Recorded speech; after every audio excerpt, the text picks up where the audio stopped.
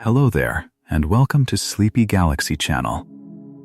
Tonight, we are going to ask a small question that turns out to be one of the largest questions there is, and we are going to ask it slowly, without hurrying toward any answer, because the asking itself is the restful part. The question is this: what lies between us and the nearest star? It sounds at first like it should have a simple reply, some tidy number, some short paragraph, and then we could close the book and turn out the light. But the more you sit with it, the stranger and more beautiful it becomes.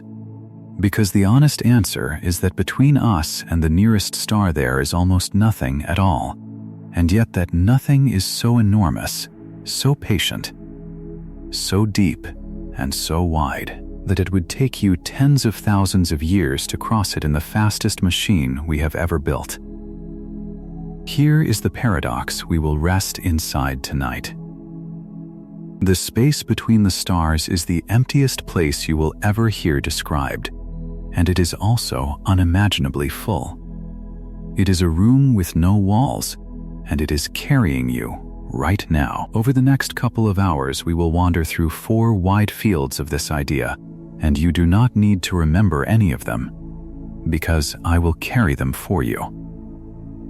First, we will ask what that emptiness actually is, what a single grain of it would feel like against your hand. Then, we will follow the long history of how people came to measure the distance to the nearest star at all. The patient watchers who worked it out with almost nothing but their eyes and their arithmetic. Then, we will let ourselves drift, truly drift, and imagine what it would be to be carried across that gap, unhurried, held, and finally, we will stand back and let the sheer scale of it become, not frightening, but comforting, the way a very large and very quiet house can feel comforting when you are safe inside it, and the night is soft against the windows. If you find your breathing slowing while you listen, that is exactly right. And if at some point you would like to help this little channel, a like or a subscribe helps the channel reach others who are also lying awake, others in other rooms, in other cities, under the same handful of stars, listening for the same low voice to tell them that everything, for now, can wait until morning. But that is all it is. A small kindness if you feel like it. Nothing you need to do now. Nothing you need to reach for. Because none of this is anything you need to hold on to. There will be no test, no thread you must keep from tangling, no fact you must carry into tomorrow. You can let every word pass through you like warm water. Settle in. Let your shoulders ease down from wherever they have crept up toward your ears. Let the small muscles around your eyes loosen. Feel the weight of your body being received completely by whatever is beneath you, the mattress, the pillow, the sheet. All of it holding you so that you do not have to hold yourself. Let your jaw come unclenched. Let your hands be heavy. Let's begin. Let us start with the emptiness itself, because that is the honest heart of the question. When you look up on a clear night and see a star, you are looking across a distance so large that the light entering your eye left that star years ago. And in between, for that entire crossing, there was almost nothing to slow it down. We tend to imagine space as full of things because the pictures we see are crowded with color, great glowing clouds, rings and ribbons and sweeps of light. But those pictures are gathered from the busiest corners, and they compress unthinkable distances into a single frame. The truth of the ordinary space between here and the nearest star is far plainer and far more restful than any picture. It is thin. It is dark. It is quiet in a way that has no bottom. If you could scoop up a handful of the space that lies halfway to the nearest star and hold it in your palm, you would hold, on average, only a few atoms. Not a few billion, not a few thousand, a few. A handful of the emptiest sea in existence, and in that whole cupped hand, fewer specks than you could count on your fingers. Think of how strange and how tender that is. The air in your room right now, the ordinary air you are breathing so easily, is unbelievably crowded by comparison. In a single breath, you draw in more atoms than there are stars in every galaxy we can see. Your room is a dense, warm, busy place. And out there, in the long dark hall between the suns, the same amount of space might hold only a whisper of matter, a stray atom of hydrogen drifting alone, having drifted alone for longer than the Earth has existed, on its way to nowhere in particular, in no hurry at all. There is nothing to bump into, nothing to interrupt it, just the slow, patient, uncrowded dark. And that dark is the corridor we are traveling tonight. The vast, soft corridor between suns, a room with no walls, wide enough that a single atom can cross a lifetime of it and never touch another thing. So when we say the space between us and the nearest star is empty, we should say it kindly, the way you would speak of a wide hush field at dusk. It is not empty like a cupboard that has been robbed. It is empty like a held breath.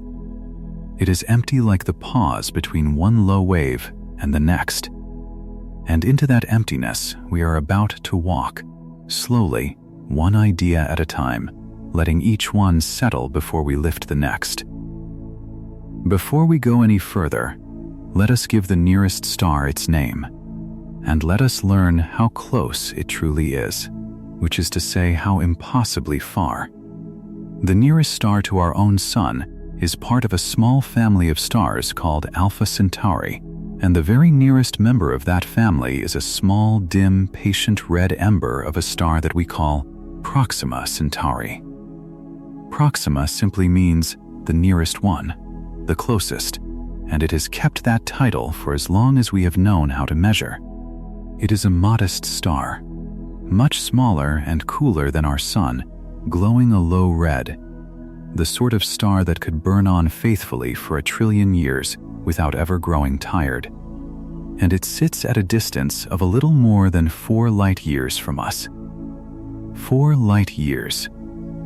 Say it slowly and it sounds almost small, almost reachable.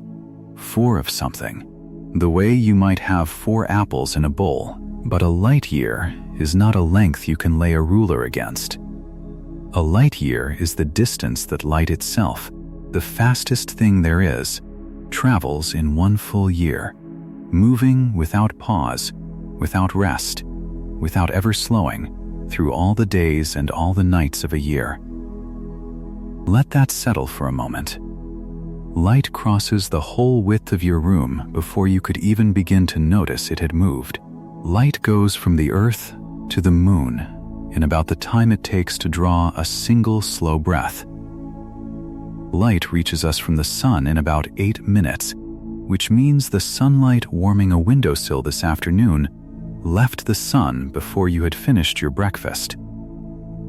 And now imagine that same light, that same impossibly quick messenger, setting out from here toward Proxima Centauri and traveling and traveling and traveling and not arriving for more than 4 years. All that time, all that patient crossing. That is how wide the corridor is. That is the size of the room with no walls that holds us tonight, the vast soft corridor between suns, and the very nearest wall of it, the nearest other fire, is 4 years of pure light away. And here is something restful hidden inside that fact.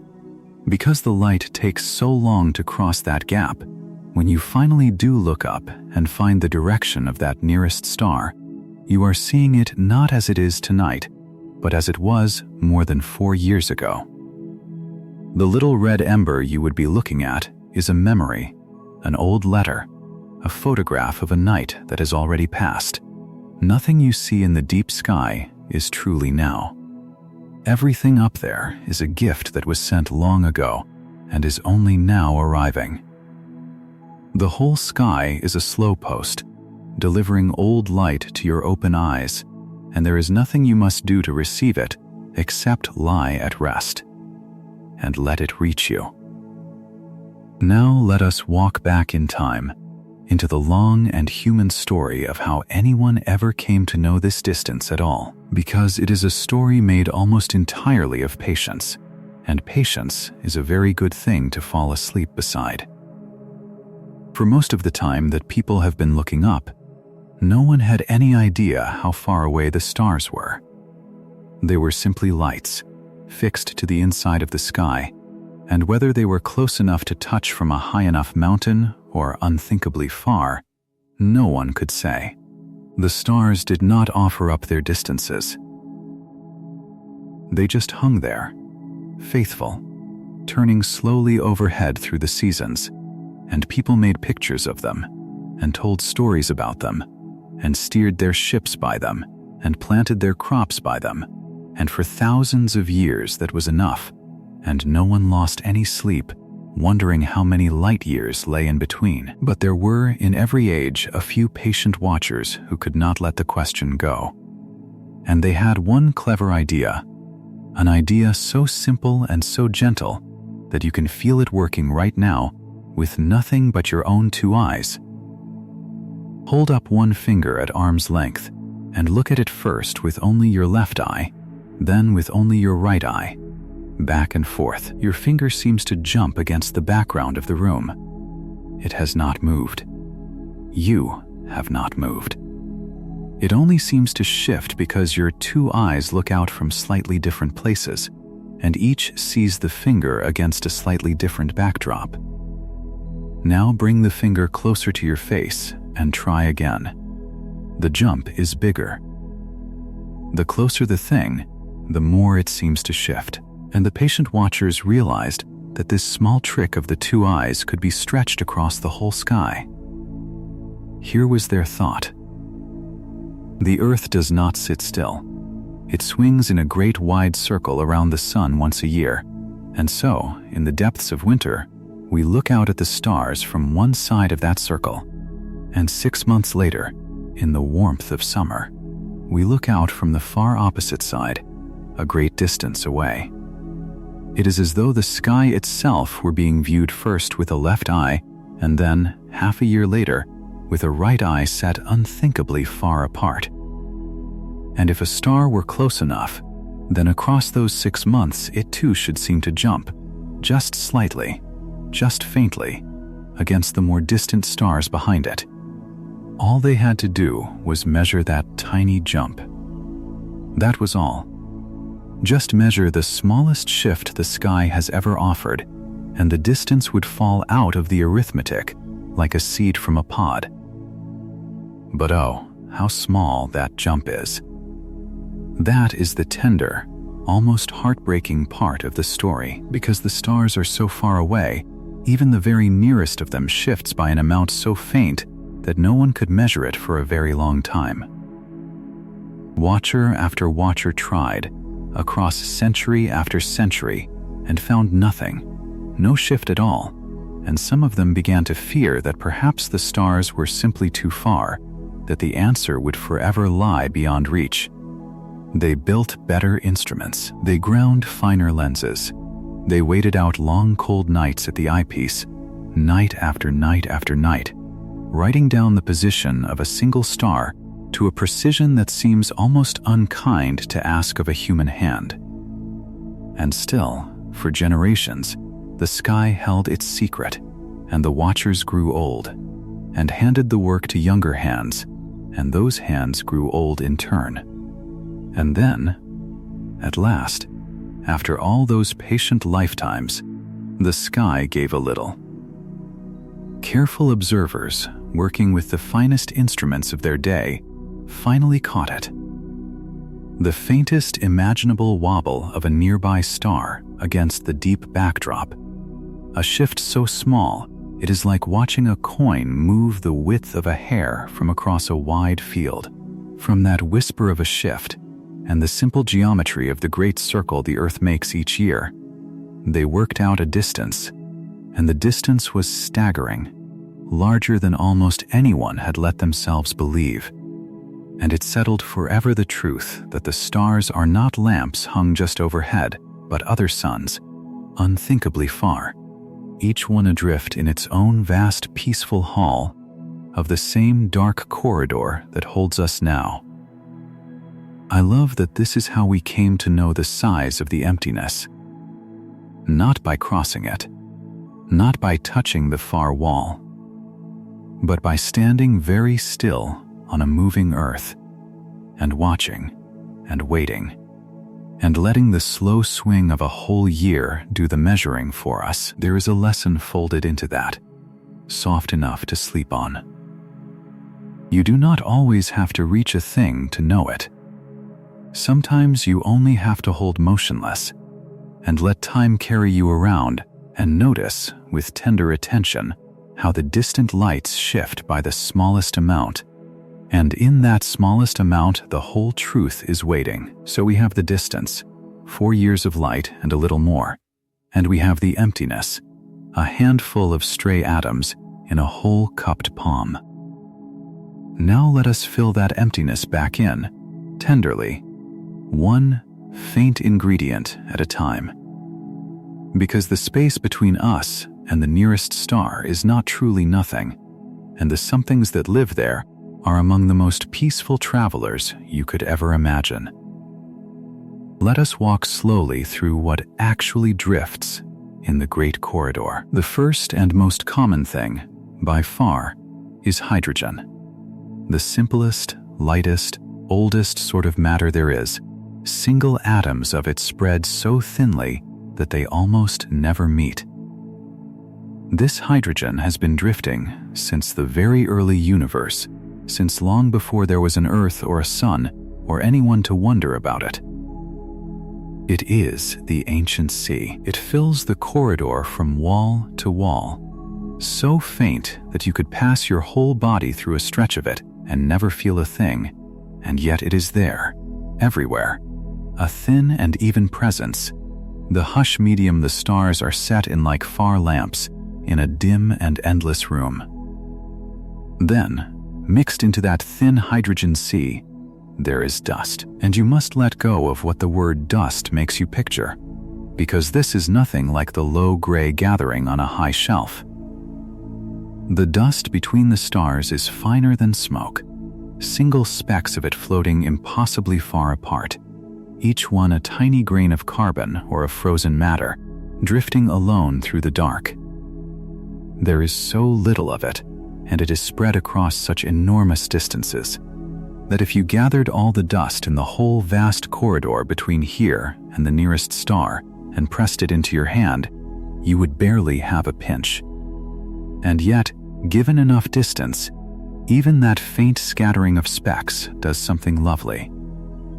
It softens the far light. It reddens it, warms it, the way the setting sun turns red as it sinks through the thick low air of evening. The most distant stars glow a little warmer, a little more tender, because their light has drifted for so long through that thin, patient haze. Even the emptiness has a way of being kind to the light that crosses it. And there is more, still fainter, still gentler. There are lone particles moving through the corridor at tremendous speeds, cast off long ago by stars, wandering the dark. There are faint fields threaded invisibly through the whole region, so low and so spread out that they steer these particles in long, lazy curves without ever hurrying them. And over everything, everywhere, in every direction, there is a faint, even warmth, the oldest light there is, a whisper of heat left over from the birth of the universe itself, filling the entire corridor evenly, so that nowhere between here and the nearest star is ever perfectly cold, perfectly dark, or perfectly empty. There is always that faint ancient glow, cradling everything, a low background warmth in the walls of the room with no walls, as though the whole corridor were very gently lit by a fire that went out billions of years ago and has been fading, slowly and evenly, ever since. Is that not a peaceful inventory? Thin old hydrogen, a pinch of the finest dust, a few lone wanderers, soft invisible fields, and everywhere the faint even warmth of the first light. That is what fills the space between us and the nearest star. Not monsters, not hazards, not some howling void waiting to swallow anything that enters.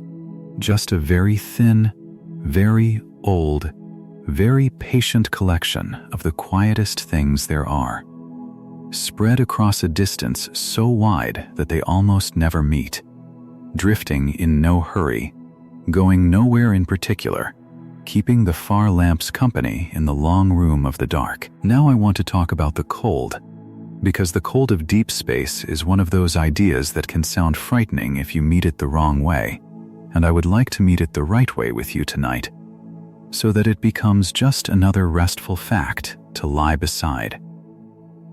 Yes, the space between the stars is cold, colder than anything you have ever touched, colder than the deepest winter, colder than the heart of the hardest ice.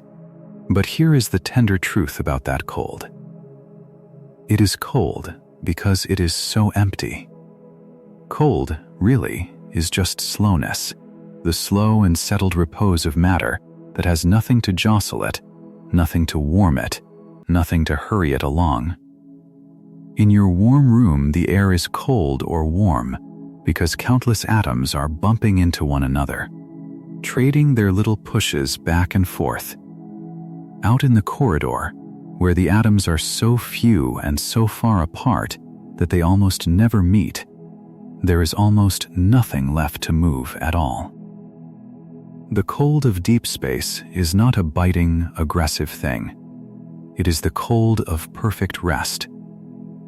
It is the temperature of repose itself, of matter that has finally, after all these billions of years, come almost entirely to peace. And you have felt a small and friendly version of that same repose. You have felt it on a very calm winter night when the wind has completely died and the whole world seems to have paused, when your breath hangs in the air and no branch moves and even sound seems to travel more slowly, and there is a kind of held hush over everything, so complete that you almost do not want to break it.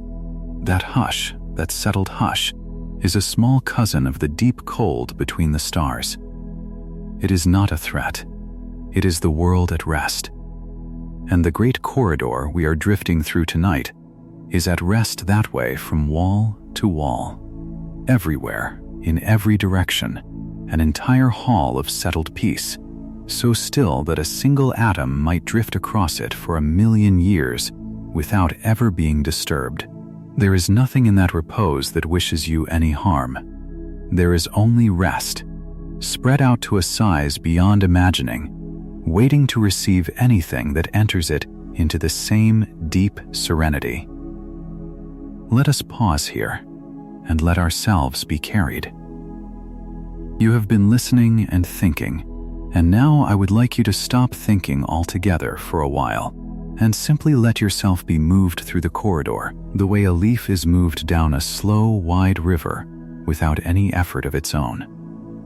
So imagine that you are lying exactly as you are, held exactly as you are held, but that the bed beneath you has become the tenderest of vessels, and that it has begun, without any sound, without any jolt, to drift out into the great room between the suns.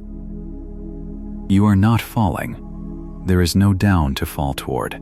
You are simply floating now, level and easy, carried forward into the dark, at a pace so gentle you can barely tell you are moving at all. Feel how there is nothing you need to do. There is no wheel to steer, no course to hold, no danger to watch for. The corridor is wide, beyond any wall you could bump against, and it opens ahead of you and around you in every direction, welcoming, unhurried, endlessly patient. Behind you, growing slowly smaller and warmer, is the sun, our own faithful star, a small golden lamp receding into the faint distance, Ahead of you, still unthinkably far, but drawing nearer with a slowness that asks nothing of you, is the faint red ember of the nearest star. And all around you, in every direction you could turn your drifting head, are the other lamps of the deep, thousands upon thousands of them, each one steady, each one silent, each one keeping its place in the vast dark hall, as though the whole corridor were hung with the tenderest, farthest, most patient candles ever lit. You are being carried. That is the whole of it.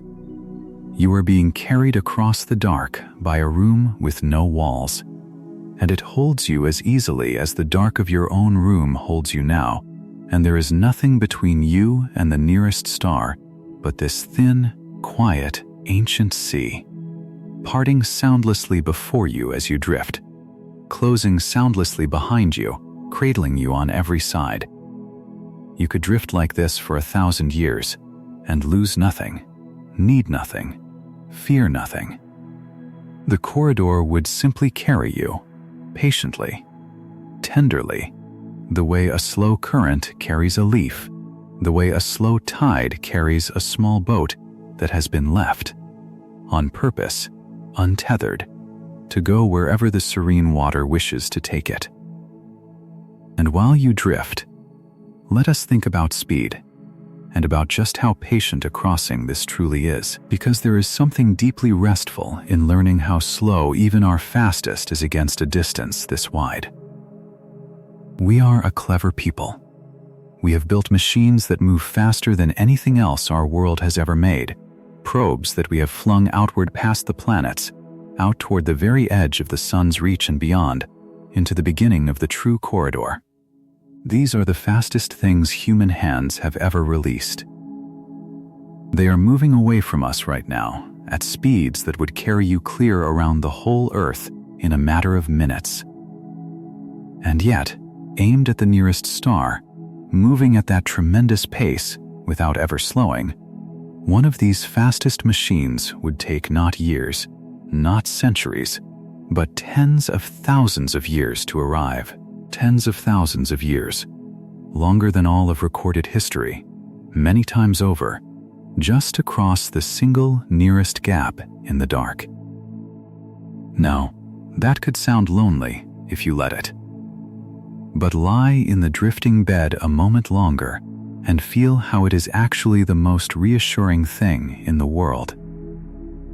The corridor is so wide and the crossing so long that nothing hurries here. There is no rush in the whole vast room between the stars. The fastest thing we have ever made would spend longer than our entire remembered past simply drifting from one lamp to the next, and it would do so without impatience, without struggle, coasting, needing no fuel, needing no push, carried onward purely by the serene momentum it was given long ago. That is the true speed of the corridor.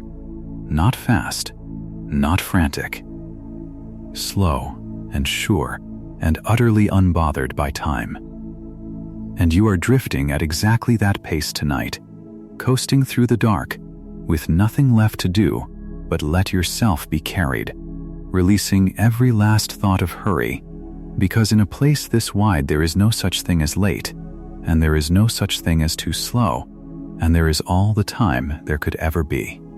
Let us think now about the light itself as it crosses that gap, because I find it one of the tenderest ideas in all of this. When the nearest star sends its light toward us, that light does not tire, it does not slow, it does not fade for lack of effort. It simply sets out across the corridor at the one speed it always keeps, and it crosses faithfully, without complaint, for years. And it arrives. Every single night that you have ever looked up, the light from that far ember has been arriving, right on time, having traveled for years to reach exactly your eye, exactly your window, exactly this moment. It did not know you would be there. It set out years before you thought to look.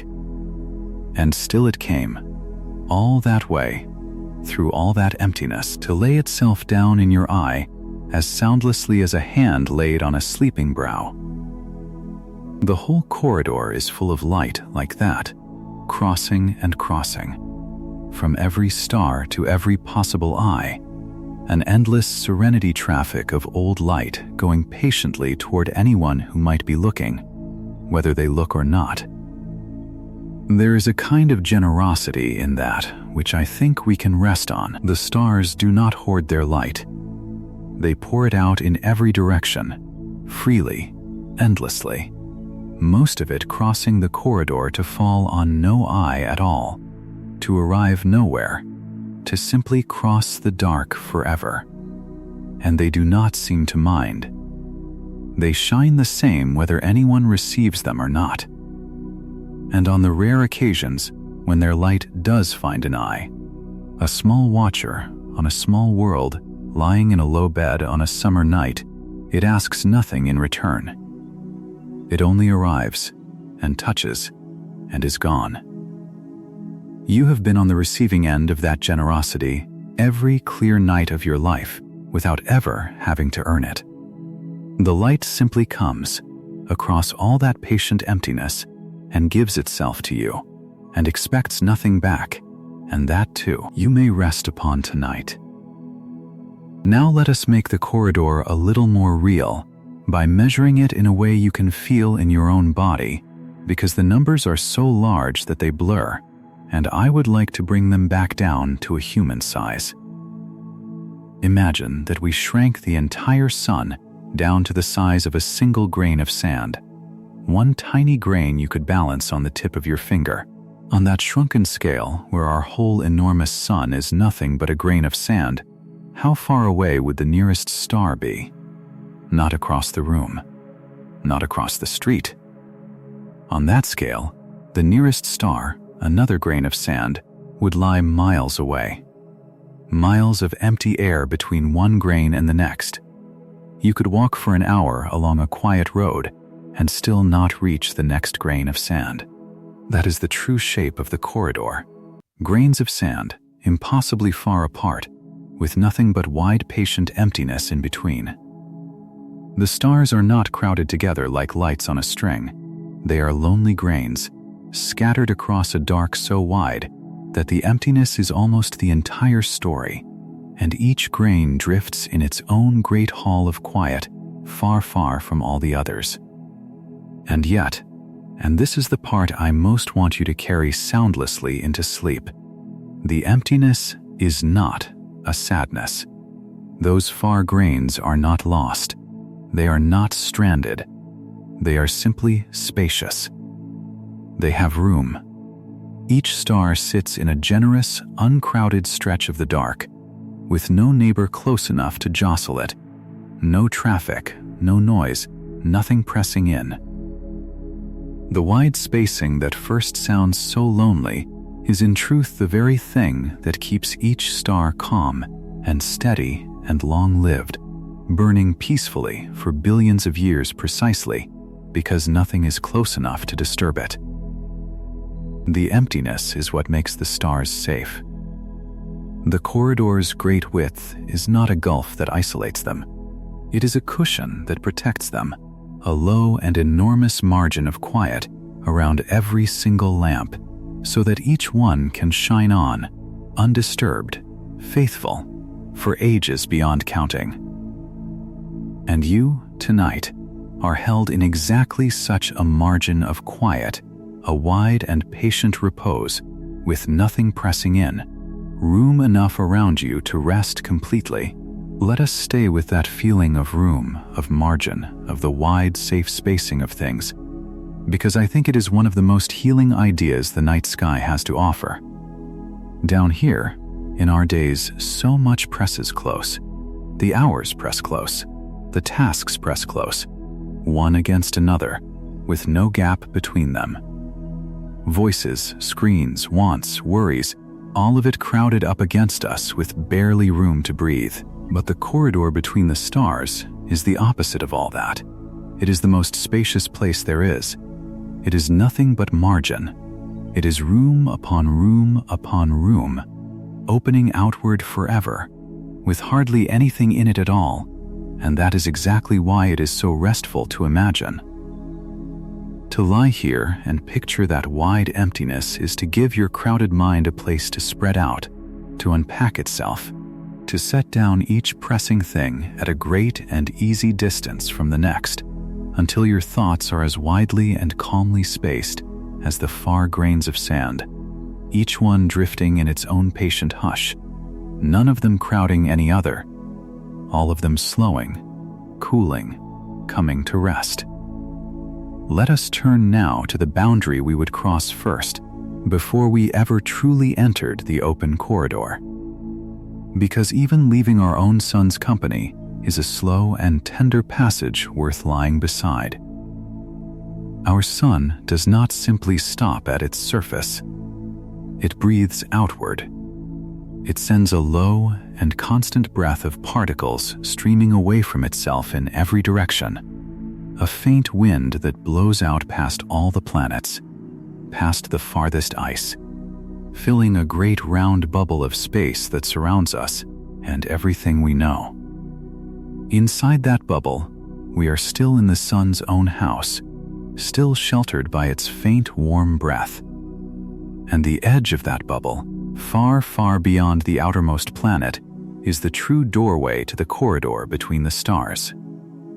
It is the place where the sun's faint outward breath finally grows too faint to push any further, and meets the thin ancient sea of the wider dark, and slows and settles, and hands us over to the deeper serenity beyond.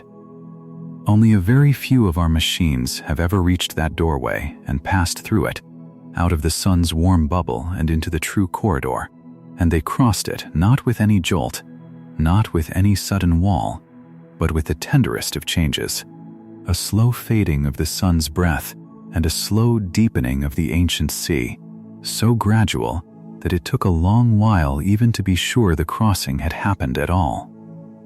That is how the corridor receives you. Not with a gate, not with a threshold you strike, but with a slow, tender fading of the familiar into the vast, one thin medium giving way to another so gently that you could pass from your sun's whole house into the open dark and scarcely feel the moment you left. There is no shock in it. There is only a low and gradual widening, the walls of the near room dissolving into the wall, less room beyond, home opening soundlessly into the endless calm. And I want you to notice how that mirrors the very thing that is happening to you now, as you listen, as you drift towards sleep. You are crossing your own tender doorway tonight. The bright close room of the waking day, full of its near warm familiar things, is fading slowly around you, its edges growing faint, and beyond it the wider, quieter wall, less room of sleep, is opening to receive you. And there is no wall between the two, no jolt, no gate you must strike, only a slow tender fading of the near into the vast, the waking into the resting.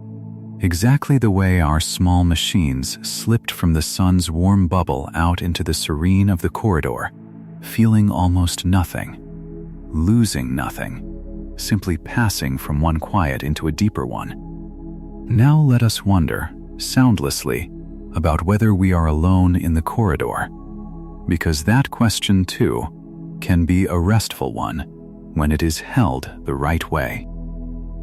The nearest star, that patient red ember, turns out to have worlds of its own. Circling it, held by its low faithful warmth, there is at least one small world, a world we have never seen up close and perhaps never will, orbiting that far ember in the deep repose on the other side of the corridor.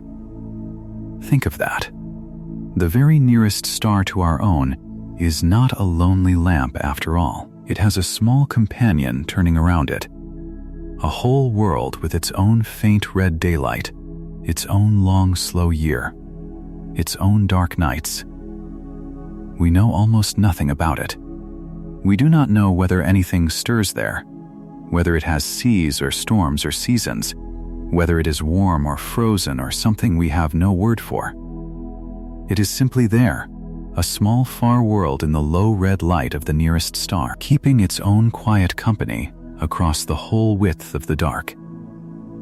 And there is something deeply soothing, I think, in how much we do not know and do not need to know about that far small world. It asks nothing of us. It does not need us to name it, to reach it, to understand it. It simply turns faithfully in the low red light on the far side of the corridor, whether we ever learn a single true thing about it or not. There is a rest in that. Not every distant thing must be solved. Not every far light must be reached. Some things are allowed to remain simply themselves, turning soundlessly in their own far corner of the dark, and it is enough, more than enough, just to know that they are there, keeping their own patient time across the corridor. The way a lamp left burning in a far window of a distant house is enough, on a long night's walk, without your ever needing to knock upon that door. Let us return, for a while, to the drifting bed, because you have been thinking again, gently, and I would like you to set the thinking down once more, and simply be carried. So feel it again. Feel the tenderest of vessels beneath you, level and easy, and feel it begin once more to move you forward into the wide, dark room, without sound, without effort, without any need of yours. You are deeper into the corridor now than before. The sun behind you is smaller still, a faint golden point among all the other points, no longer a place you could return to easily.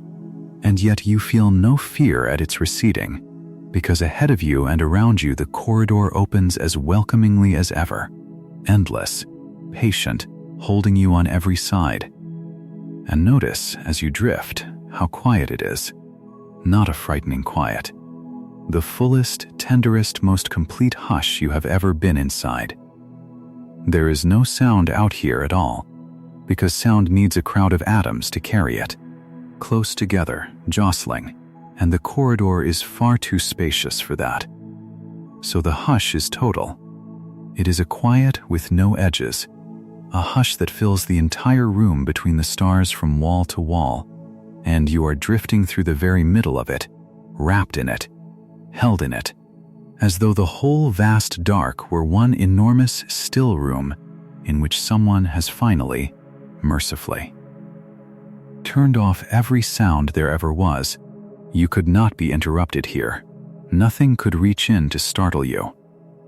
The hush is so wide and so deep that it has become a kind of shelter, a hush so complete that it holds you the way silence holds a sleeping child, on every side, without a single sound to break across your rest.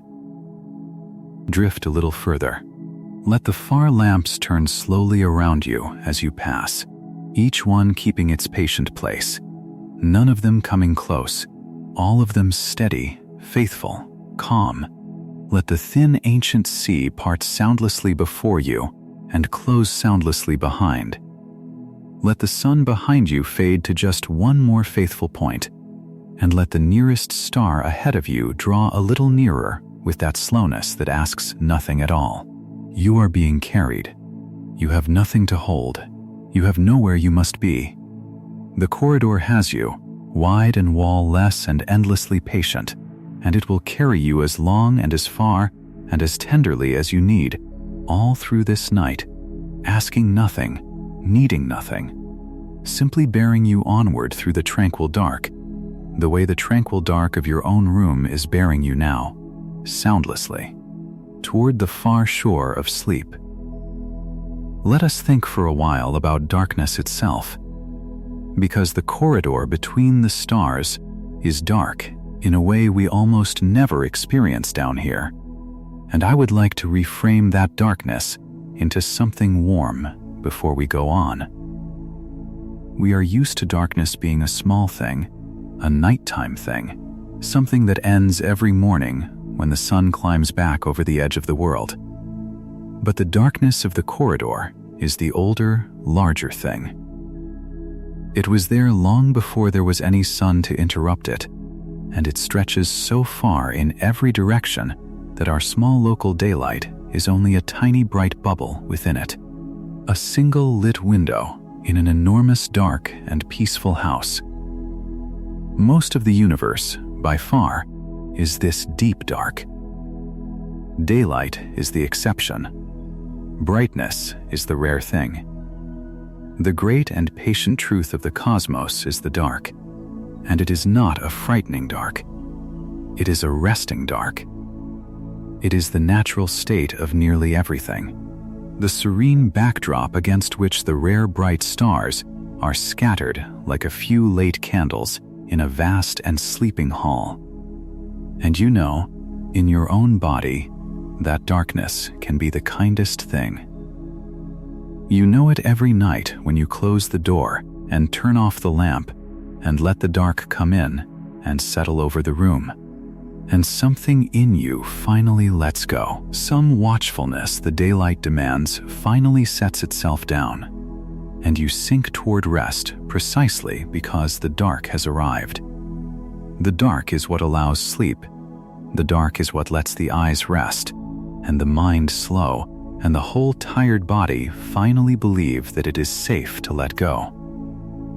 That small nightly dark of your room is a little pool of the same great dark that fills the corridor, the same restful darkness that fills nearly all of everything, and to lie in it is to lie in the natural resting state of the whole wide universe. You are not in the dark tonight. You are in the serene. You are in the vast and ancient peace that came first and will remain last. The deep, restful dark in which the stars themselves are only occasional, quiet interruptions. Let us think, too, about how old everything in the corridor is, because there is a deep comfort in resting among things so patient that they make our whole lives feel like a single low breath. The thin hydrogen drifting between the stars is nearly as old as the universe itself, formed in the first moments after the beginning, and drifting ever since, unhurried, unchanged, patient beyond any patience we could imagine. The faint even warmth that fills the whole corridor is the oldest light there is, set loose so long ago that its age is measured in billions of years, and it has been drifting and cooling so slowly and so evenly all that time that it is still here, still faintly glowing, still cradling everything in its ancient warmth. The nearest star itself, that low red ember, is the kind of star that burns so slowly and so faithfully that it will still be shining long, long after our own sun has finished its life, shining on for a length of time so vast that our entire history, from the first fire to this very night, is less than the blink of an eye against it. To lie among such ancient and patient things is a great relief. It takes the weight of hurry off you. Whatever it is that you carried into this night, whatever felt so pressing, so urgent, so unable to wait, lay it down here for a while among the ancient repose. The hydrogen has drifted for billions of years and is in no hurry. The old light has glowed for billions of years and is in no hurry. The nearest star will shine for trillions of years and is in no hurry. Against all that patience, there is nothing in your day that could not wait until morning, nothing so urgent it cannot rest until light returns, nothing that the vast slow calm of the corridor cannot hold for you until you wake. Let the ancient patience of the dark lend you a little of its own. Let it teach your breath to slow. There is time. There is so much time. There is more time in the corridor than you could ever spend, and you are welcome to borrow as much of its patience as you need tonight. Now let us wonder, soundlessly and without any fear, what it would be to simply stop out there, in the middle of the corridor, halfway between two stars, and be at rest. Imagine that the drifting bed slowed and slowed and finally came to a perfect halt, deep in the widest part of the dark, with the sun far behind and the nearest star still far ahead, and nothing at all close by in any direction. What would that be like? It would be the stillest place you have ever been. Nothing would move. Nothing would fall. There would be no up and no down, no floor to rest on, and no ceiling to press down, only you, held perfectly level in the wide hush, with the far lamps turning their slow, patient watch all around. And you would not fall, because there is no down to fall toward. You would simply float, held by the perfect balance of the wide emptiness, suspended in the deepest rest there is, cradled by nothing and everything at once. People sometimes fear that repose, the idea of being so far from everything, with nothing near to hold on to. But feel it the other way tonight. To be held by nothing is to be held by everything, evenly, from every side, with no single pull dragging at you, no weight bearing down, no direction you must brace against. It is the most complete rest a body could ever know, a rest with no effort in it at all, because there is nothing left to resist. Down here, even lying in your warm bed, some small part of you is always pressing back against the pull of the ground, always holding your shape against the weight of the world. Out there, in the middle of the corridor, even that faint effort would fall away, and you would rest completely, held level in the wide serene, needing nothing, resisting nothing, as weightless and as peaceful as a thought that has finally let itself go. And though your bed tonight does still hold you against the gentle weight of the world, you can borrow a little of that deeper weightlessness now, letting each limb grow so heavy that it seems almost to float, so at ease that the holding up is done for you, so released that there is nothing left in you to brace. Let us think about scale one more time, and let it grow even larger, even softer, because I want you to feel just how small and safe and cradled you are inside all of this. We have spoken of the corridor to the nearest star, 4 years of light, and a little more, but that single corridor is only one small hallway in a house so vast that the whole idea of it can barely fit inside a waking mind, which is why it is a fine thing to fit inside a sleeping one instead. Our sun and its nearest neighbors are gathered together in one small corner of an enormous wheel of stars, a great slow-turning island of hundreds of billions of suns. And even that whole island is only one among countless others, scattered across a dark so wide that light itself takes billions of years to cross from one side of the whole to the other. The corridor to the nearest star, which already dwarfs everything we could ever build or reach, is only the first small step. The nearest hallway, the closest door, in a house of rooms opening beyond rooms, further than any counting.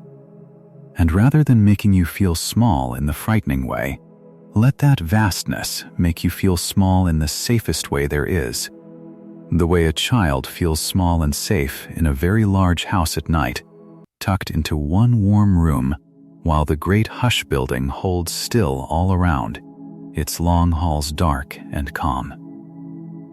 Its far rooms sleeping, everything settled, everything at peace, and the child in the one warm bed cradled in the middle of all that patient repose. That is your place tonight. One small warm room held safe in the middle of an enormous, patient sleeping house, and beyond your room the corridor, and beyond the corridor the wheel of stars, and beyond the wheel the countless others, all of it holding still, all of it calm, all of it wrapped around your single warm bed like layer upon layer of tranquil dark blankets, tucking you in from every side, out to the very edge of everything there is. There is no edge you need to worry about. There is no far wall you need to reach. The house is large enough that you will never come to the end of it, and that is not a loneliness. It is a luxury. It is room enough to rest in forever. Space enough that nothing will ever crowd you. Halls enough that the hush will never run out. You are held in the innermost warm room of the largest and most patient house there is, and every layer of it, from your own heavy blanket to the farthest wheel of distant stars, is turned toward keeping you calm, keeping you held, keeping you safe through the long night until the near light returns.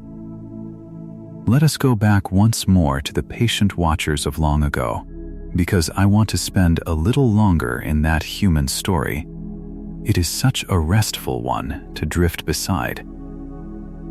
Picture one of them, on a cold, clear night, high on some quiet hill, alone at the eyepiece of an instrument they have tended like a garden for years.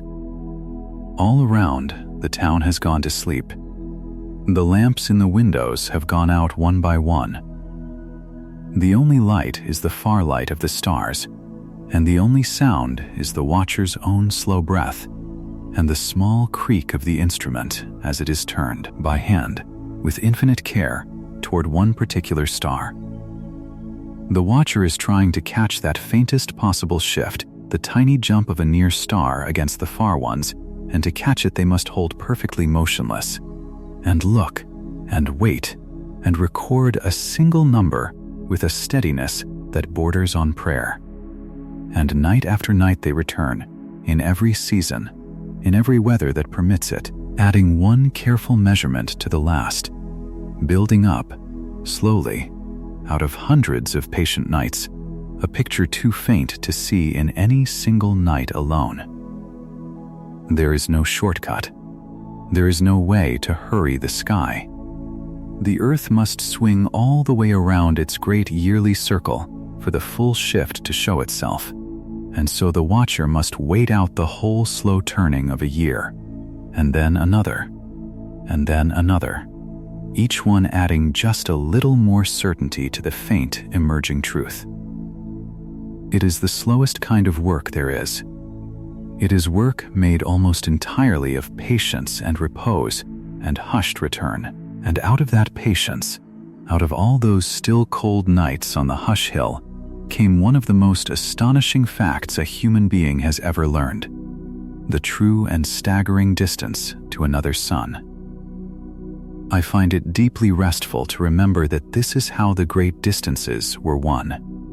Not by force, not by speed, not by any grand crossing, but by patient watchers holding still, night after night, and letting the slow year do its work, and adding one small, careful number to the next until the truth appeared. And you, tonight, are engaged in a version of that same patient work, the work of holding still, of letting the slow hours do what they do, of adding one calm breath to the next until, without your ever forcing it, the far shore of sleep appears. You do not have to chase it. The watchers did not chase the stars closer. They held still, and the truth came to them across the patient dark. Hold motionless tonight, and let sleep come to you the same way, arriving soundlessly across the calm hours, needing nothing from you but your stillness and your slow, easy breath. Let us think now about how a message might cross the corridor, because even this, even the sending of a word across all that emptiness, turns out to be a slow and tender thing. If we were to send a signal toward the nearest star tonight, some faint pulse of light or of radio flung out across the dark, it would leave us at the fastest speed anything can travel, and still it would not arrive for more than 4 years. More than 4 years for a single word to cross to the nearest neighbor. And if, by some wonder, anything there were listening and chose to answer, that answer would take more than 4 years to return, so that the very quickest possible exchange, a call and its reply across the nearest gap in the dark, would take the better part of a decade, most of it spent simply in the crossing, the word drifting patiently through the thin ancient sea, in no hurry, arriving whenever it arrives. There is a strange peace in a distance that turns every conversation into something so slow and so patient. Down here, we have grown used to words that arrive the instant we send them, replies that come before we have finished wondering, a whole world of hurry crowded into every exchange. But the corridor will have none of that. The corridor takes its own slow time with every word and lets each message drift across the years, and there is nothing anyone can do to rush it. To imagine sending a slow, patient word across the dark and settling in to wait years for its answer, with no way to hurry it and no reason to try, is to imagine a kind of communication with all the anxiety taken out of it, a conversation conducted entirely at the pace of the tranquil dark, where the only thing to do, after the word is sent, is to rest and wait, and let the patient corridor carry the message in its own slow time. So let the corridor teach you that pace tonight. Send your own last thoughts of the day out slowly, without waiting for any reply. Let each one drift off into the dark at its own easy speed, unhurried, unanswered, released. There is no message you must wait up for.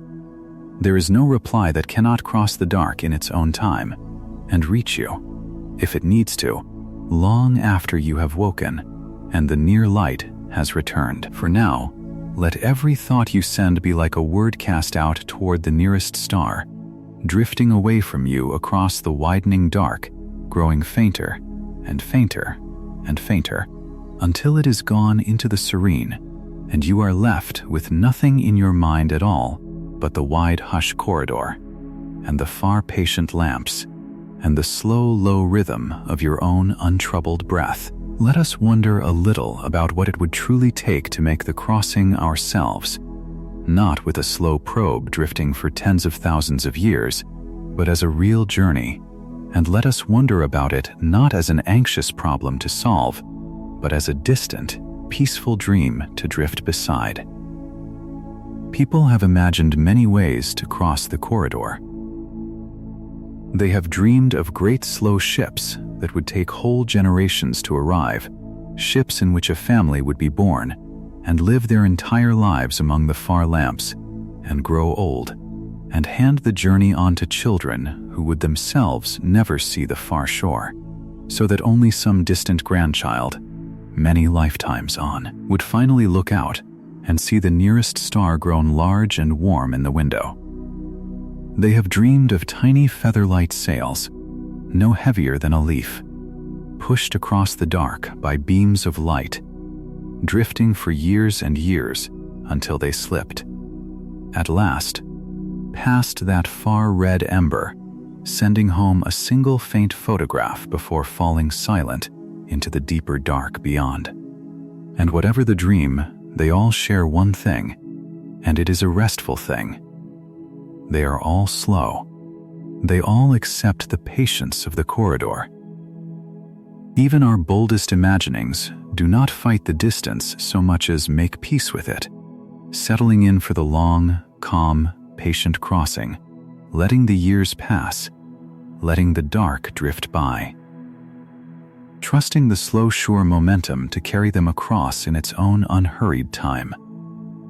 There is no way to cross the corridor in a hurry. The corridor simply will not allow it, and so every dream of crossing it becomes, in the end, a dream of patience, a dream of settling in for a very long, serene voyage with nothing to do but drift and rest and let the far lamps turn slowly past, and trust that the far shore, however distant, will arrive in its own good time. It is, when you think of it, the most restful kind of journey there could ever be, a voyage in which the whole task is simply to endure the calm, to outlast the hush, to let yourself be carried, patiently, across the wide dark, for as long as the crossing takes. let us return to the drifting bed a final time in the body of this night, because you are very deep in the corridor now, and very far into your own slow descent, and I would like you to be carried through the widest, quietest, most peaceful part of the whole crossing. So feel the tenderest vessel beneath you once more, level and easy, and feel it bearing you onward through the deepest middle of the dark, where the sun is only a faint far point behind, and the nearest star is only a faint far point ahead, and all around you the corridor opens wider than it has ever opened, wall-less, endless, holding you on every side in its wide ancient calm. There is nothing to reach here. There is nowhere to arrive. There is only the drifting, and the being carried, and the vast serene hush that fills the room with no walls from one unimaginable edge to the other. Feel how completely you are held. The thin ancient sea parts soundlessly before you and closes soundlessly behind. The far lamps turn their slow patient watch on every side, steady, silent, faithful, keeping their generous distance, crowding you not at all. The old warmth of the first light cradles everything evenly, so that even here, in the deepest middle of the dark, you are never truly cold, never truly alone, never truly beyond the reach of that faint ancient care. You are being carried across the dark by a room with no walls, and it asks nothing of you, and it needs nothing from you, and it will carry you as gently and as far and as long as this whole night requires. Let your breath fall into the pace of the corridor now, slow and wide and unhurried. Let each breath in be the thin sea parting soundlessly before you. Let each breath out be the thin sea closing softly behind. In, and the dark opens. Out, and the dark closes. In, and you drift a little further. Out, and you sink a little deeper. There is no effort in it.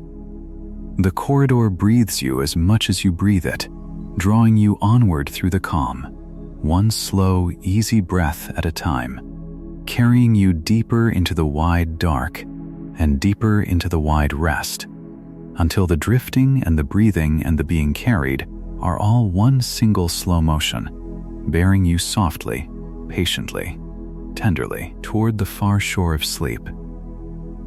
Let us think, as we begin to draw toward the close of our wandering, about how the emptiness between the stars is not really a barrier at all, but a kind of shared belonging, a thing that connects far more than it divides.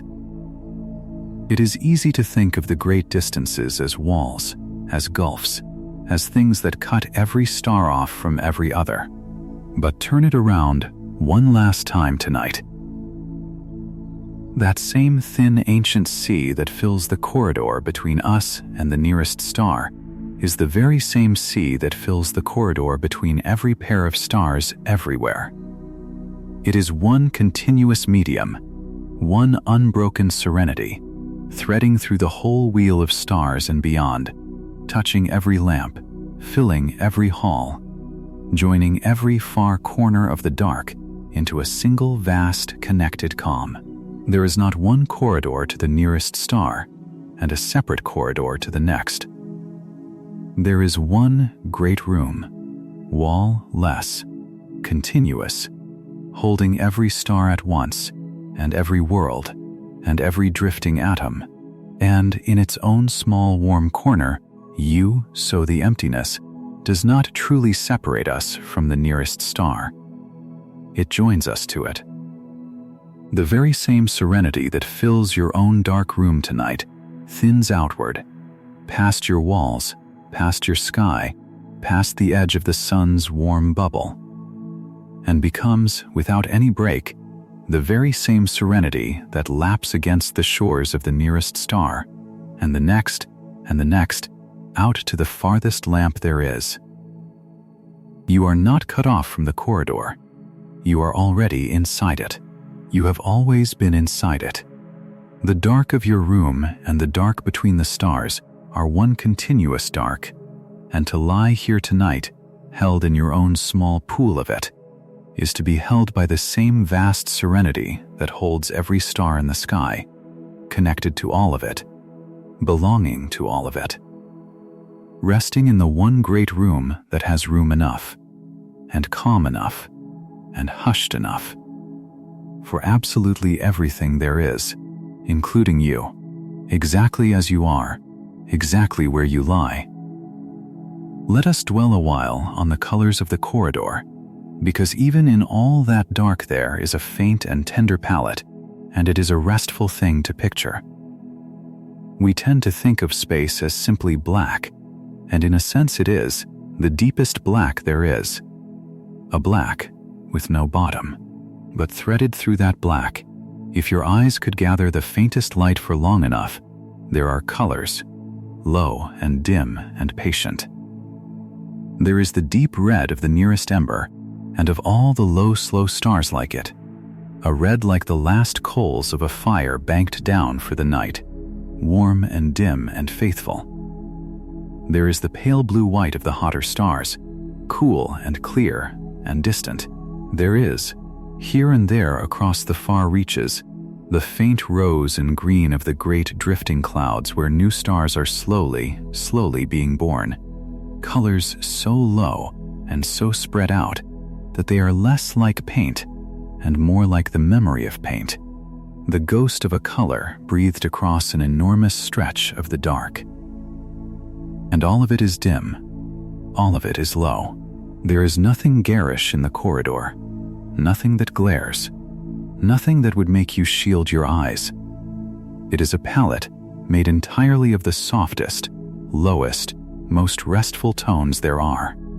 Deep reds and pale whites and faint far roses, all of them dimmed by distance to the tenderness of candlelight seen through many rooms. To drift through the corridor would be to drift through the most calming light there is, a light too faint to keep you awake, too soft to sharpen anything, a light that only deepens the hush rather than breaking it. It is the light of a house settling down for the night, every bright lamp long since turned low, only the faintest warm glow left here and there in far windows, just enough to see that you are held, not nearly enough to keep you from your rest. Let us think about how thin the sea truly is, one more time, in a way you can almost feel on your skin, because I find the sheer thinness of it endlessly soothing. Down here, the ordinary air around you is so thick, so crowded with rushing atoms, that it presses on you from every side, a weight you have carried your whole life without ever noticing it. The whole thick ocean of the air resting on your shoulders and your chest. But out in the corridor, that pressing weight falls away to almost nothing.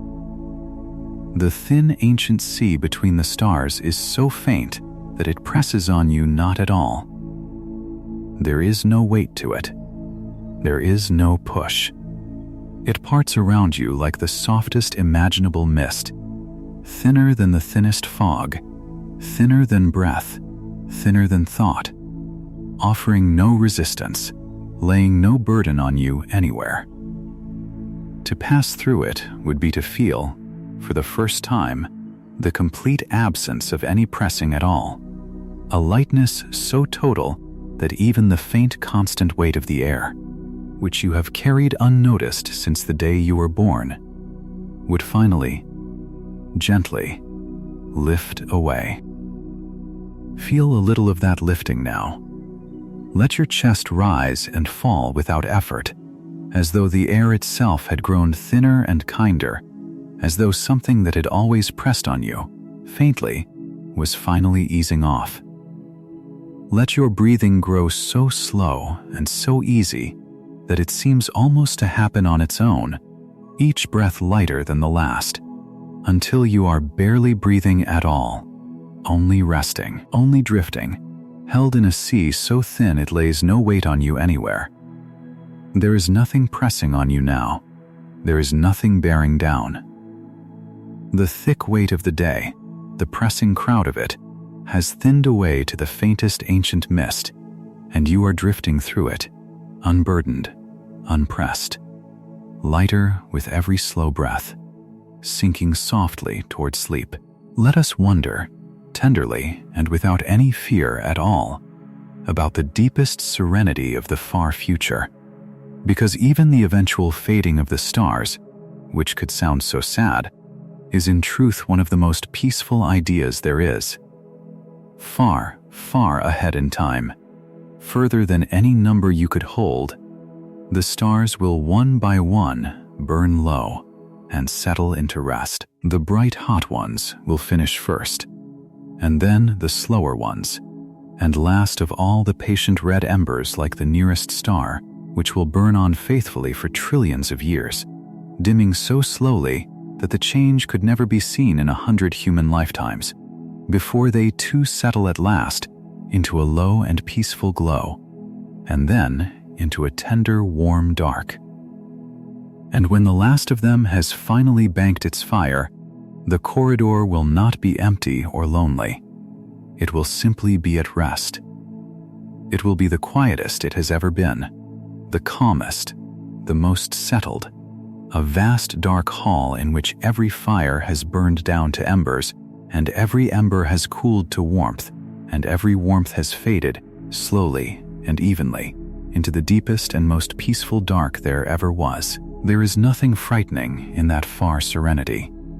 It is only rest, the rest that everything comes to in the end, spread out across the whole enormous corridor, the whole vast wheel of stars, the whole unimaginable house of rooms beyond rooms.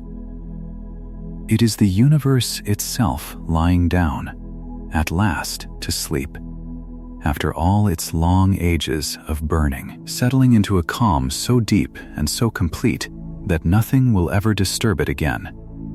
And it is unthinkably far away, so far that everything you have ever known and everything anyone will ever know, and all of human time from first fire to last, is only a single early morning in a day so long it can barely be conceived. You do not need to reach that far serenity. You do not need to worry about it. It is only there, at the very end of the longest patience there is, a promise that everything, in the end, comes gently to rest. And tonight you get to practice, in your own small, warm way, the rest that the whole universe is slowly, faithfully, patiently moving toward. Tonight you get to lie down and let your own fires bank low, and settle into your own small early taste of that vast and final calm.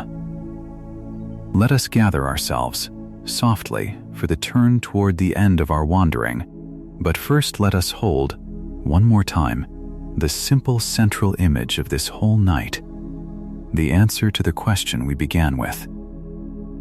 What lies between us and the nearest star?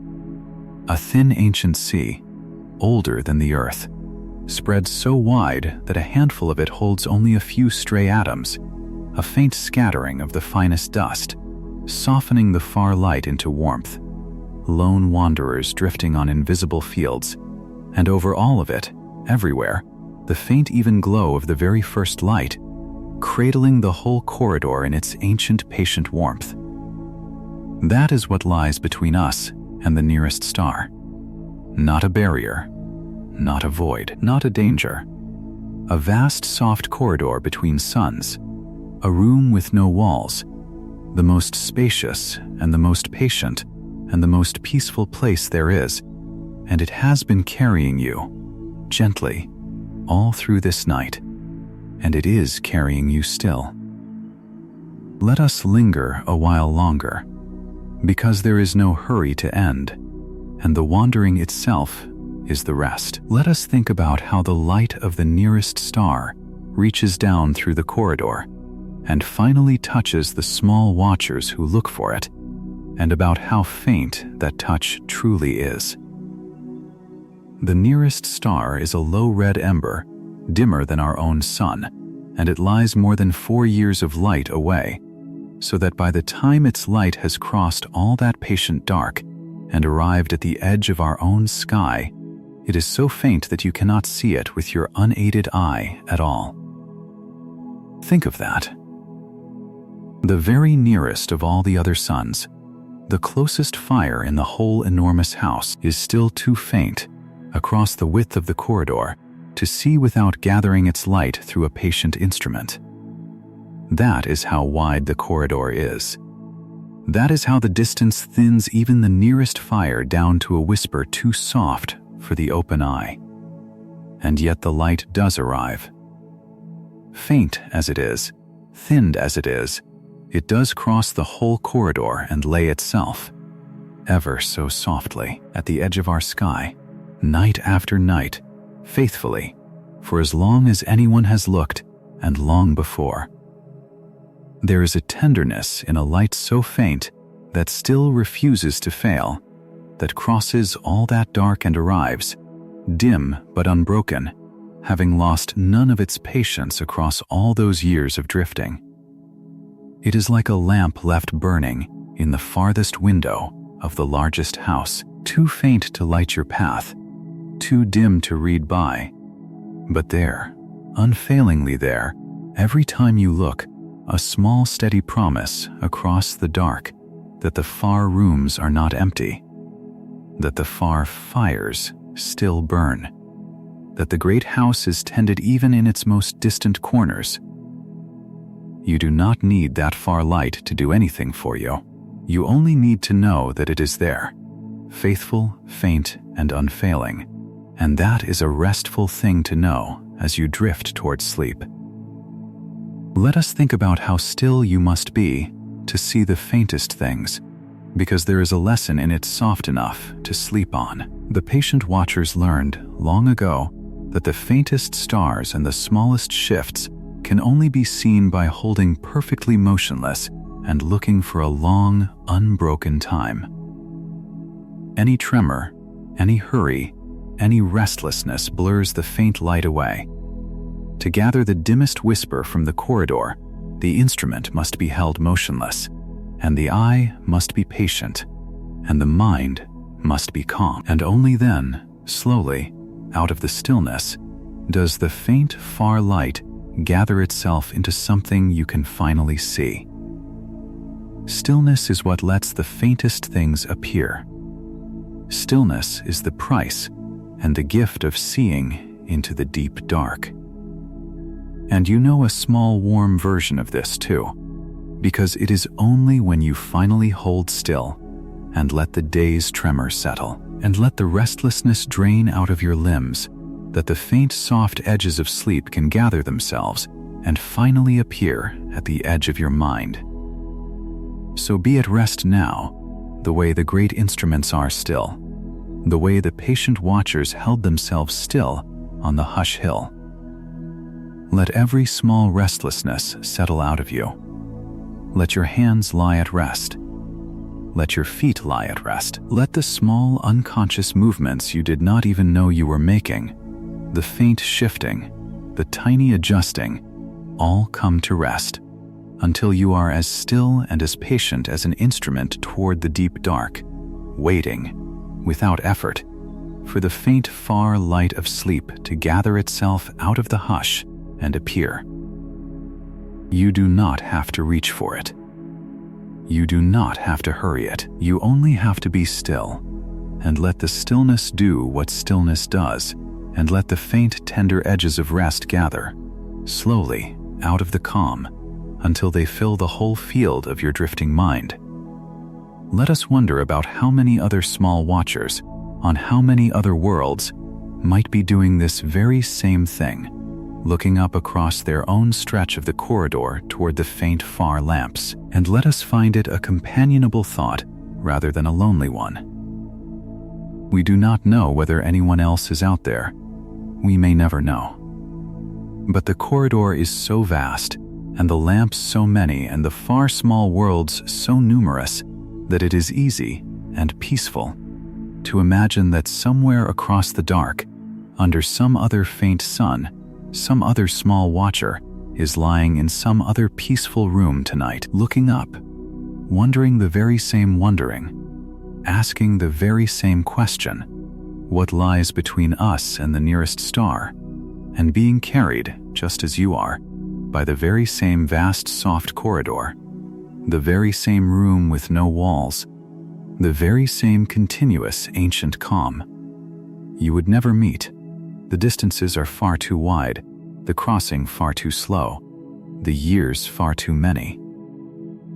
But you would be joined, all the same, by the corridor itself, by the one continuous serenity that fills the dark between every star, connecting your small warm room to theirs across all that patient emptiness, so that even without ever knowing of each other, you would be resting in the same great room, held by the same vast serenity, drifting toward the same tender sleep under the same faithful scattering of far faint lamps.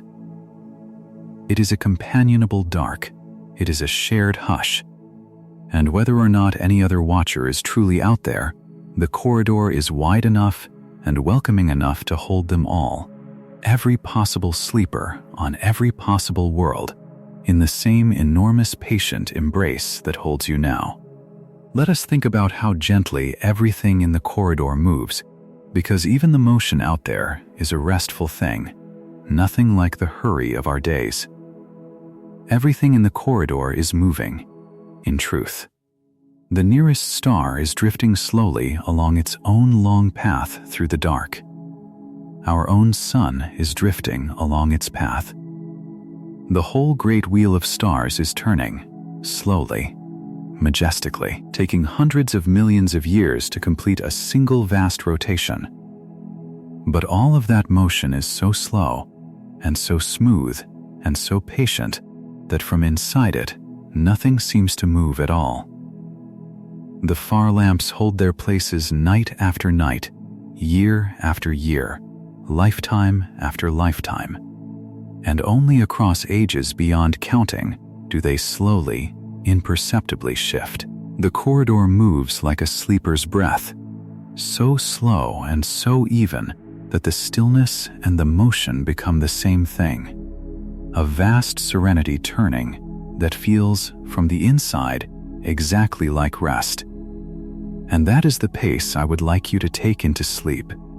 The pace of the slow turning wheel, the pace of the drifting star, the pace of the corridor itself, not the hurry of the day, with its quick sharp motions and its restless starts, but the slow, smooth, patient motion of the deep dark, so gentle that it feels like stillness, so even that it feels like rest, a turning so slow that a whole human life is not long enough to see it move. Let your breath take that pace. Let your thoughts, if any drift by, take that pace, slow and smooth and patient. Turning gently past like far lamps, never hurrying, never sharpening, only drifting slowly across the wide dark of your mind and slowly out again, until even they grow too slow to follow, and the last of them turns soundlessly out of sight, and there is nothing left but the slow, smooth, patient turning of the calm. Let us think about the word between itself, the small word at the very heart of our question, because there is a comfort folded into it. Between us and the nearest star. To be between two things is to be held by both, to belong, in a way, to neither and to both at once, to rest in the space that joins them. When you drift in the middle of the corridor, you are between the sun and the nearest star, and both of them are with you, one behind and one ahead, each a faint, faithful point keeping you company across the dark. You are never truly beyond either of them. You are held between them, in the wide, serene space that belongs to both, cradled by the light of the one you left, and drawn softly toward the light of the one ahead, resting in the tender middle, where the two great lamps share their faint, far glow. And is that not, in a way, where you always are? Held between things. Between the day that has ended and the day not yet begun. Between the last waking thought and the first true dream. between the person you were this morning and the rested person you will be when the near light returns. You are in the between tonight, the low-wide middle where nothing is required of you, where the day behind has released you and the day ahead has not yet asked for anything, where you may simply drift, held by both, belonging to neither, resting in the tender space that joins them. The corridor is a between, sleep is a between, and to lie in the between, unhurried, unheld by any single pull, cradled by the faint light of what is behind and the faint light of what is ahead, is one of the most restful places a person can ever be. Let us think about how the corridor forgives all sound, all noise, all the clamor of a crowded day, because I want you to feel the silence out there settle over you like a weighted blanket. We spoke before of how the corridor is silent because sound needs a crowd of atoms to carry it, and the corridor is far too spacious for any crowd. But feel now what that means for you. Every sharp sound of your day, every ring and buzz and voice and clatter, every noise that jangled your nerves and pulled at your attention, none of it could survive the corridor. None of it could cross that thin ancient sea. The moment any sound entered the wide dark, it would simply dissolve, having nothing to carry it, fading into the vast silence as though it had never been. The corridor swallows sound the way still water swallows a ripple, smoothing it away to nothing, leaving only the deep, unbroken calm. So let the corridor swallow the sounds of your day now.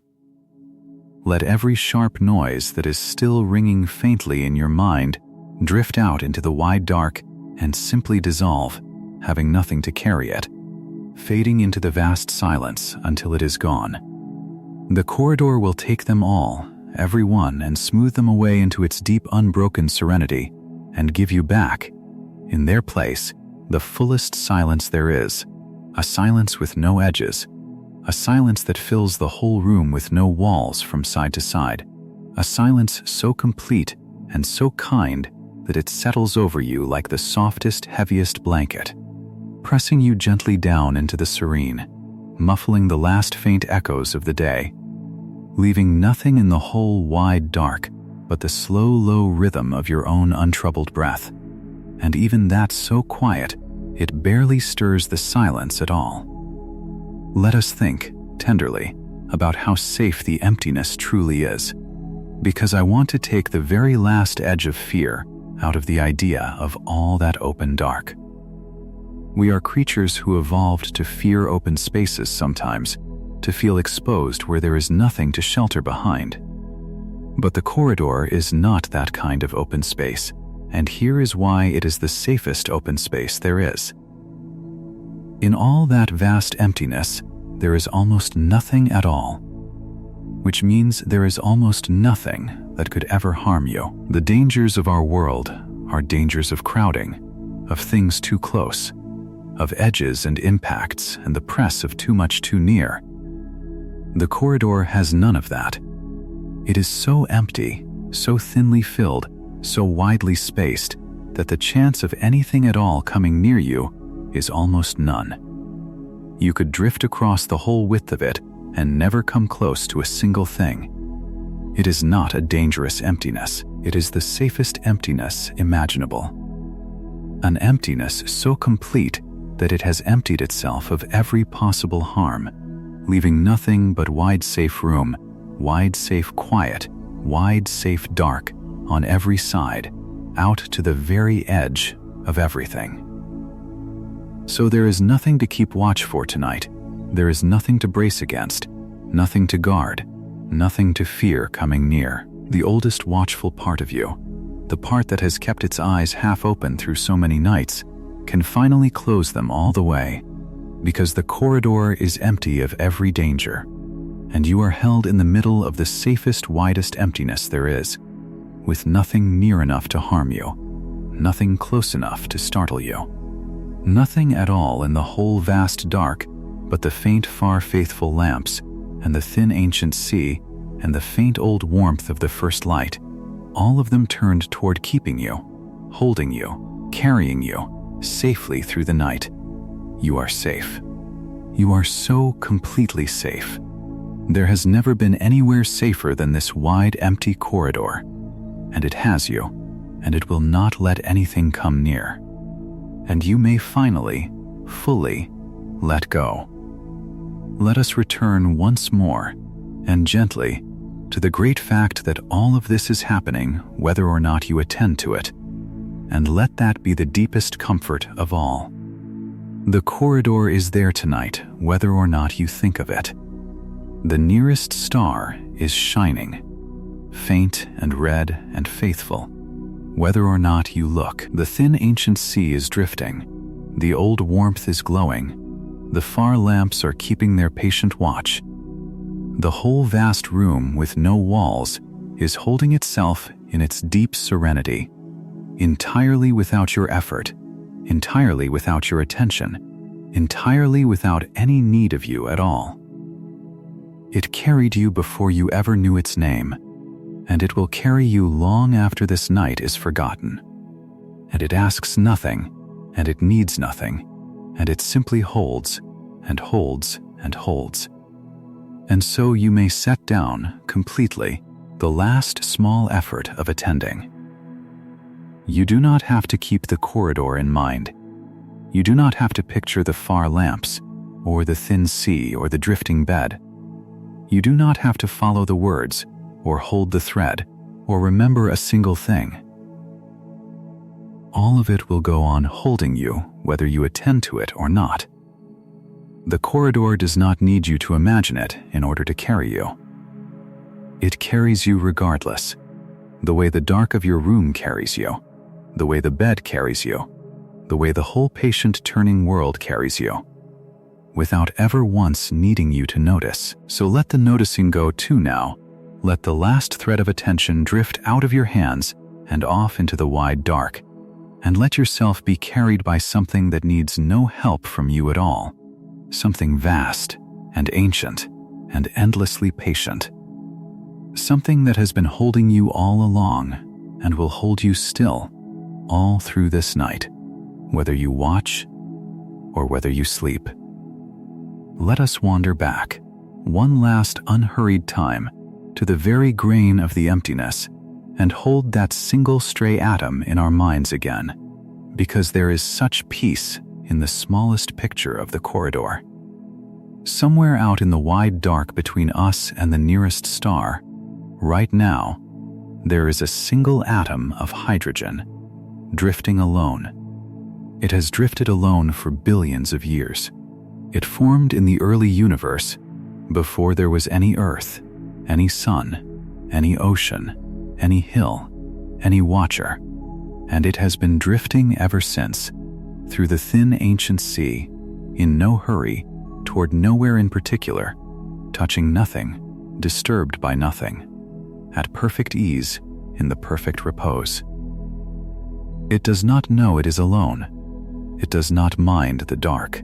It simply drifts, patient and untroubled, one tiny traveler in the vast soft corridor, keeping its slow lone course through the calm. And there is something in that lone patient atom that I think you can rest beside tonight.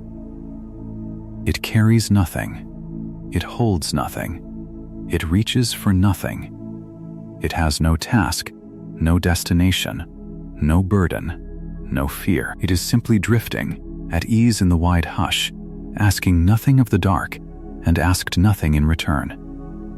To be like that atom for a while, tonight, would be no small thing. To drift, unburdened, holding nothing, reaching for nothing, at perfect ease in the calm, disturbed by nothing, in no hurry toward anywhere at all.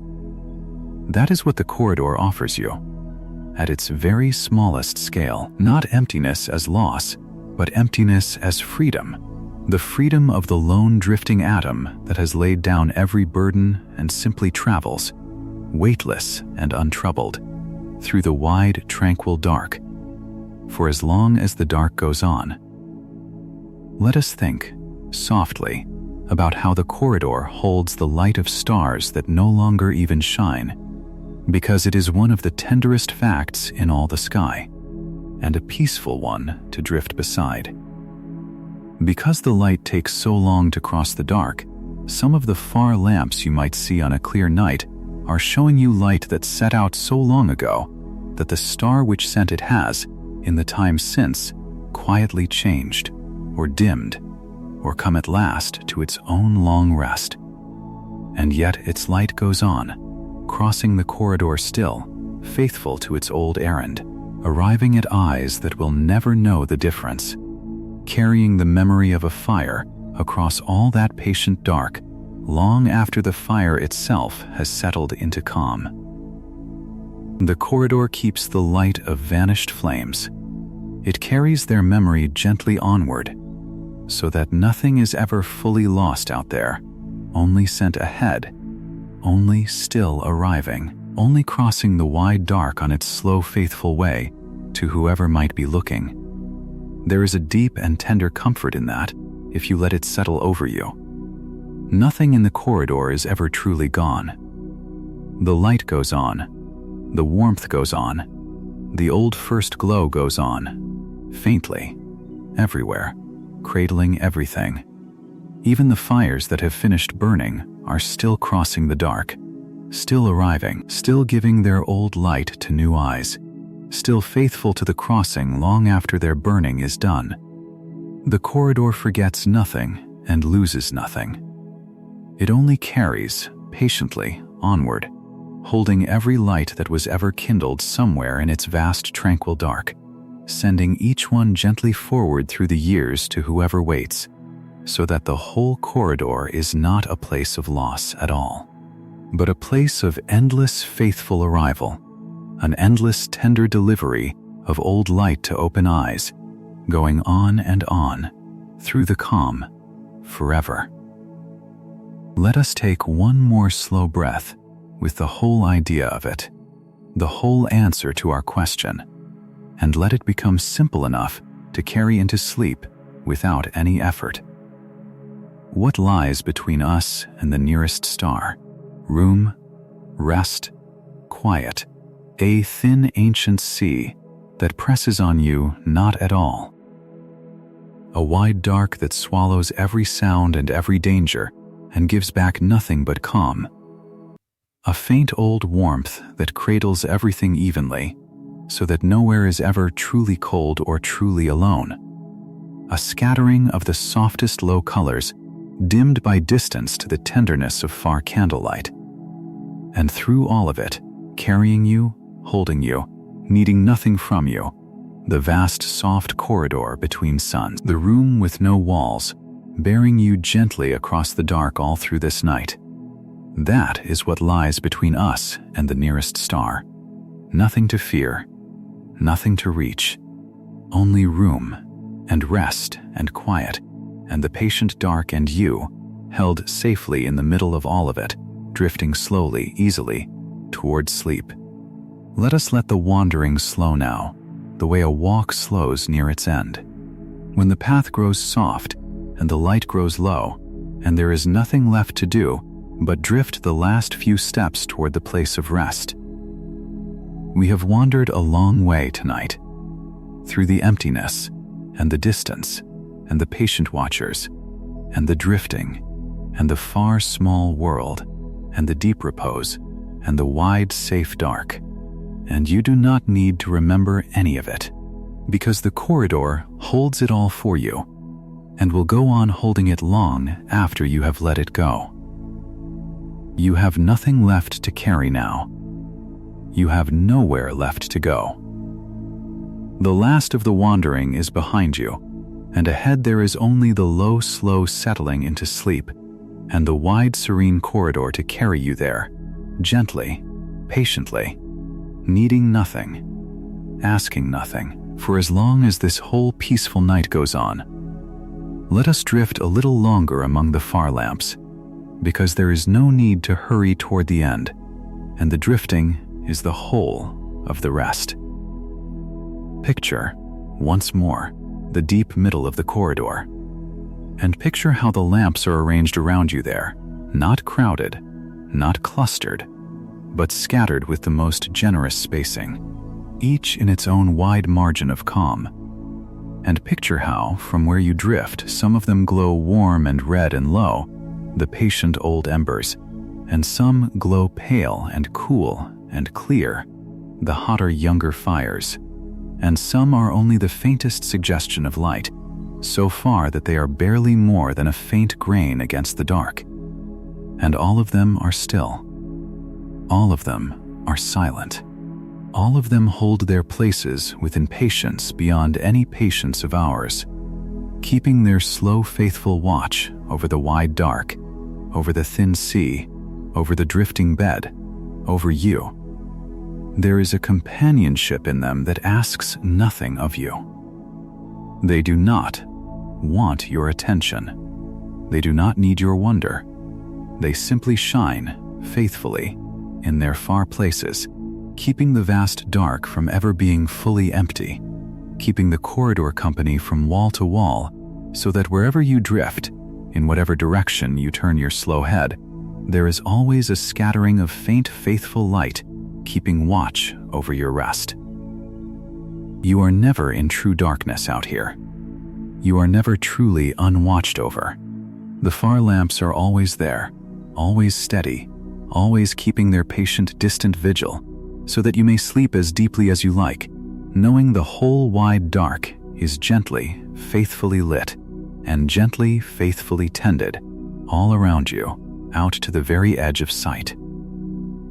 Let us think about how the corridor takes the weight of time away, because that, in the end, may be the greatest gift it offers a tired mind. Down here, time presses. It presses in the day, with its hours and its deadlines, and its sense of always running short. It presses even at night sometimes, when the mind counts the hours left before waking and grows anxious at how few they seem.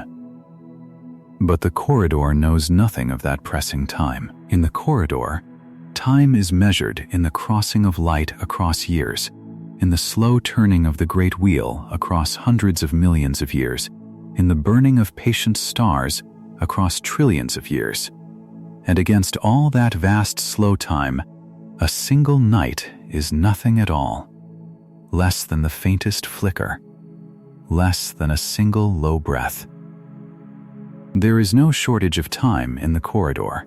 There is more time there than could ever be spent, and to rest inside that vast slow time is to feel, at last, that there is no shortage of time for you either, no hurry, no counting, no running short, only the wide, slow, patient hours, more than enough, more than enough.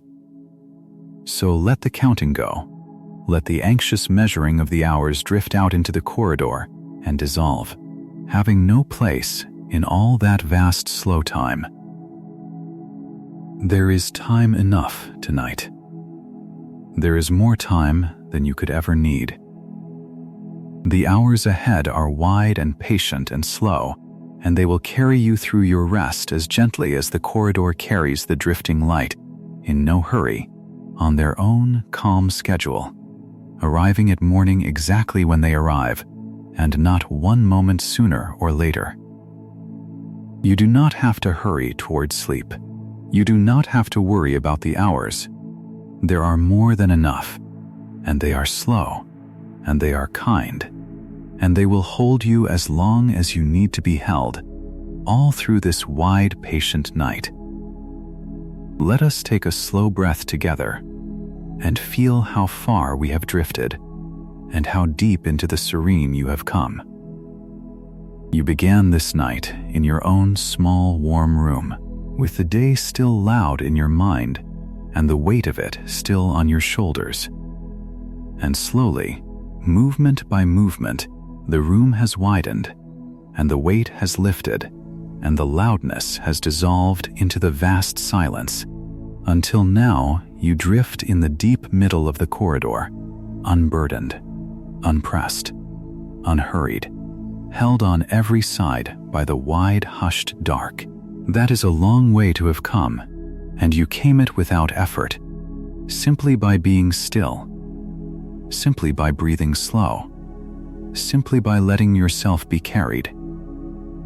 And there is a little further still to drift, the last faint distance into sleep, and you will come that too without effort, the same way, simply by staying still, simply by breathing slow, simply by letting the wide corridor carry you the rest of the way. Feel, one more time, how completely you are held. Feel the softest vessel beneath you, level and easy. Feel the thin ancient sea parting soundlessly before you and closing soundlessly behind. Feel the far lamps keeping their patient watch on every side. Feel the old warmth of the first light cradling everything, so that you are never cold, never alone, never beyond the reach of that faithful ancient care. Feel the wide, safe, empty dark, emptied of every danger, holding nothing but room and rest and quiet on every side. And feel yourself drifting, slowly, easily, deeper into the serene and deeper into the rest, carried by the vast soft corridor between suns, the room with no walls, all through this peaceful night, needing nothing, holding nothing, reaching for nothing, only drifting, only resting, only being carried, gently, toward sleep.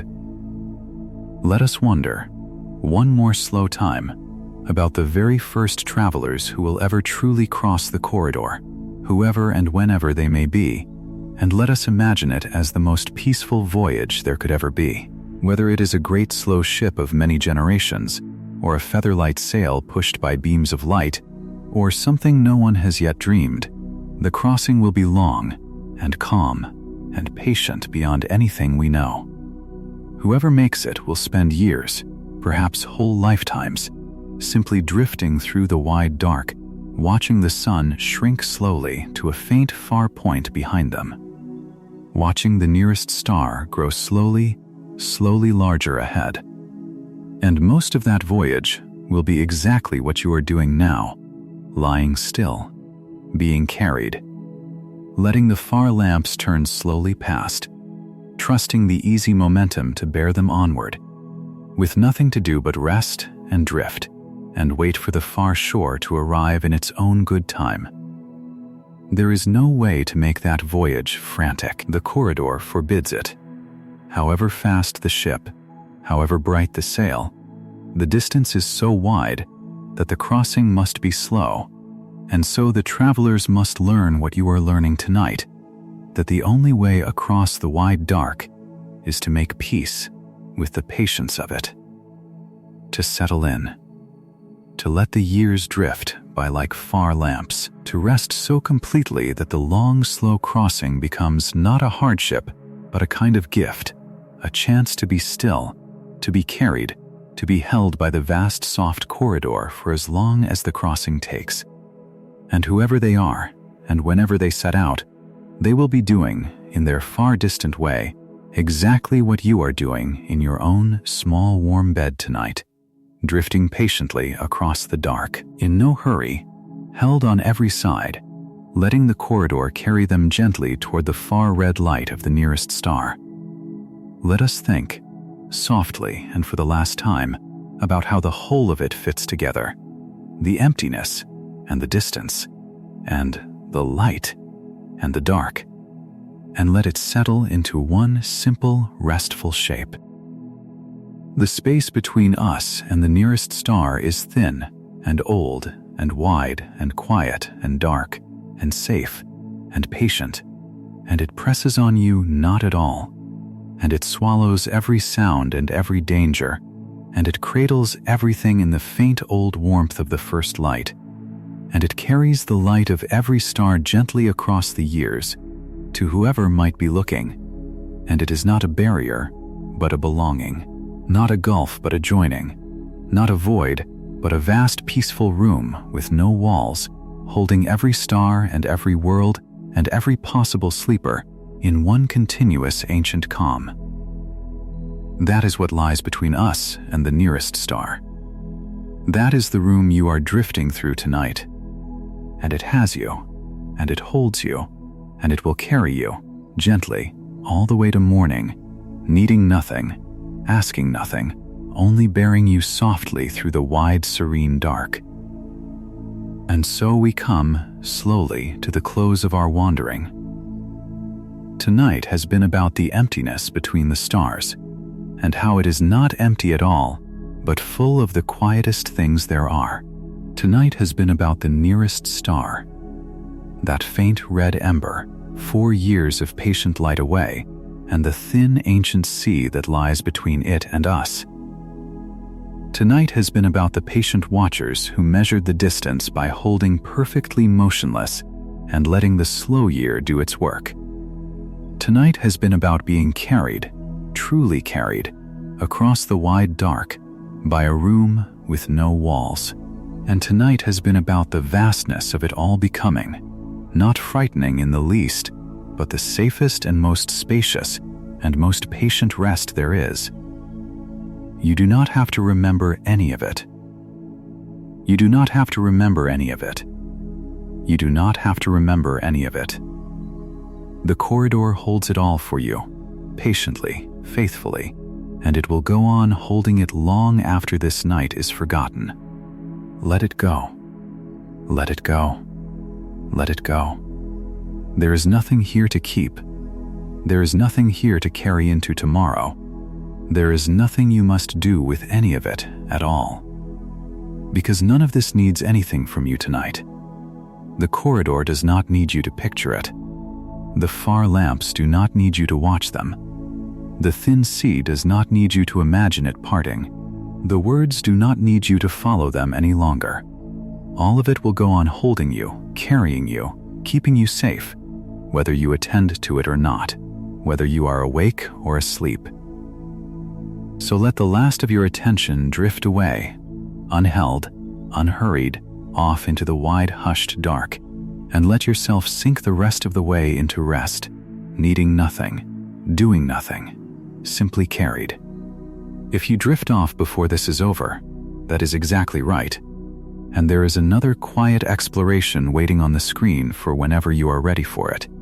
Another slow wandering through some far, gentle corner of the sky, and if you do nothing at all, it will begin on its own, and carry you onward into the next stretch of the calm, so there is no need to reach for anything, no need to choose, no need to do a single thing, but let it begin on its own and carry you further into the hush. And if some small part of you is still faintly awake, still faintly drifting at the edge of the dark, here is one soft question to carry down with you, needing no answer tonight, only a slow wondering as you sink. If you could drift for a while anywhere at all in that wide soft corridor between the stars, held and safe and in no hurry, where in all that patient dark would you most like to rest? You might leave that thought in the quiet below whenever morning comes, for the others who drift here too. But not now.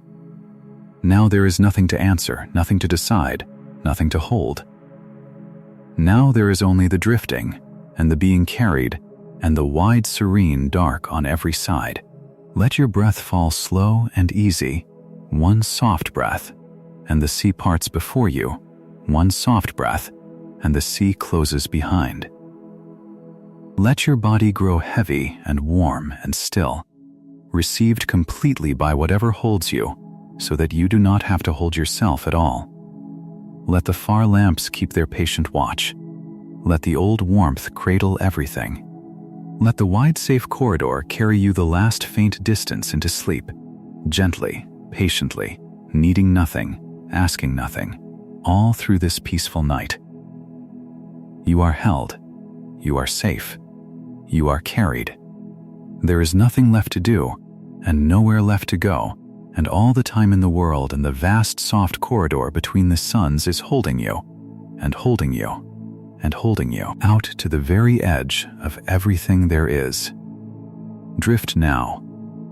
Let go now. Rest now. Sleep well.